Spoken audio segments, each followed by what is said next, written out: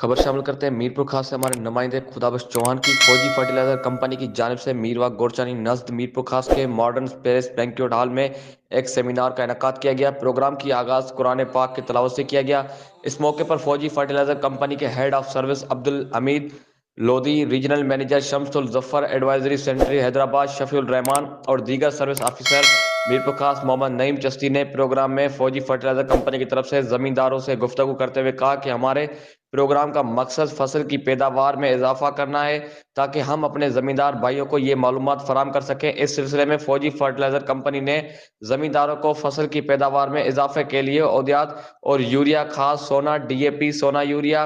Potash, zinc, boron इस्तेमाल करने का भी मशवरा दिया। 7 लाख घंटे जो है बेल्स जो है वो बाहर से अपनी पाकिस्तान स्टॉक एक्सचेंज की सर फहरिस्त के लिए कोई भी सवाल आपके जहन में हो, यहाँ आज इकट्ठे होने का मकसद बुनियादी तौर पर ये है कि हम फौजी फर्टिलाइज़र कंपनी ने आज मीरपुर खास में कपास पे एक सेमिनार किया है और इसमें हमने अपने ज़मींदार भाइयों को बताया है कि कपास हमारे मुल्क की एक अहम फसल है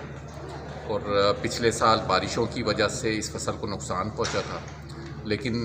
फसल की कीमत बहुत अच्छी मिली है। 10,000 रुपये तक जो है फसल की कीमत गई है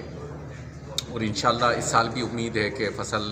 से किए जाएं ताकि काश्तकार भाइयों को रहनुमाई फराहम की जाए और उनकी फ़ी एकड़ पैदावार में किस तरह इजाफ़ा किया जा सकता है।